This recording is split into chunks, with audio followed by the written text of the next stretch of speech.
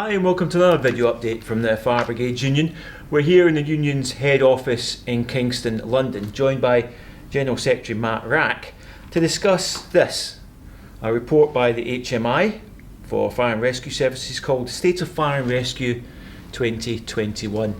Now Matt, this is clearly quite a fundamental document for the FBU. The HMI team has discovered a whole host of issues in the Fire and Rescue Service. I have to say, issues that the union's been raising for a substantial period of time.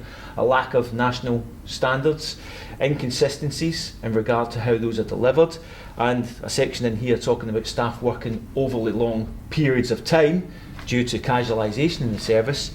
And yet the HMI himself conclusion is this can be sorted out by removing the right to strike for firefighters.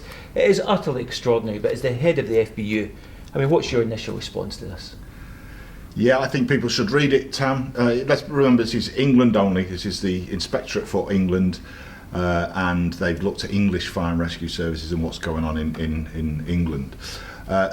We as a union called for an inspectorate for many years. We were a lone voice saying there should be some sort of independent inspectorate looking at the service to try and make sure there are standards that people are meeting.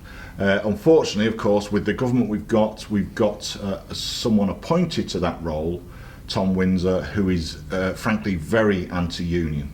So while some of the evidence supports points that we've made, you know, the fragmentation of the English Fire and Rescue Services, the lack of national standards, and I think the point you said about working without breaks actually highlights the point we've made about cuts. The reason people are staying longer and longer at incidents is because staffing levels have been cut to the bone.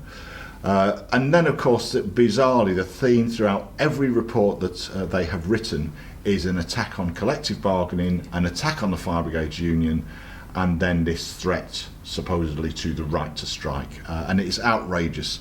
Not backed up by evidence. I think what we've got is certain anonymous chief officers, I guess, whispering in their ear saying the problem is the union. But actually, if you read the local reports that the Inspectorate also produce, there's no evidence to support this whatsoever.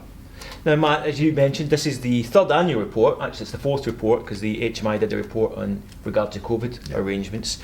Serious issues running throughout them, as I've said, but consistently the HMI himself, who is a political appointment as I understand it, has raised issues consistently in regard to removing collective bargaining in the Fire and Rescue Service, now the right to strike. Why do you think this one individual seems to be targeting, let's be honest, the Fire Brigade Union?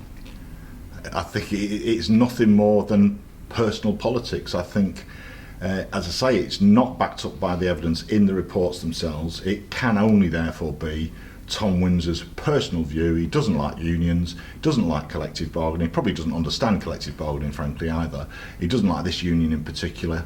And if you take the example that you mentioned, Tam, of people working lengthy times without breaks, that is precisely the reason you need a trade union, because those are safety issues whereby safety reps should raise them. There should be a mechanism whereby you can raise concerns, raise disputes, and sort these out with the employer. That's what we do every day of the week. And actually a lot of the problems that we identify in fire services, we resolve through discussion and negotiation.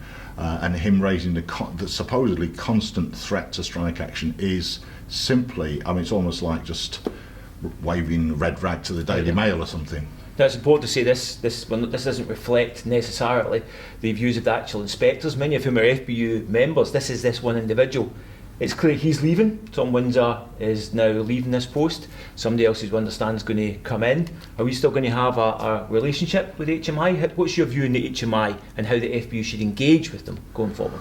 We have attempted, since the Inspectorate was created, or put under the Constabulary Inspectorate, we have sought, as you know, to engage with them. We've had many meetings with them. We've invited them to our Executive Council. We've attempted to have that dialogue, and in fact I met one of them this week. I made that offer again. We're more than happy to have a dialogue. What we can't accept is just simplistic, non-evidenced union bashing, and that's unfortunately what we've got so far from Windsor. Matt, thanks very much. unfortunately a fair summary, I think, of this report. Now, for more details on this and indeed all the campaigns that the union is running, you can go to our website, that's www.fbu.org.uk, or for more immediate updates you can also follow us on Twitter, and that's simply @FBU National. Till next time, thanks for joining us. Matt, thanks very much for your Thanks, visiting. Tam. Thanks all.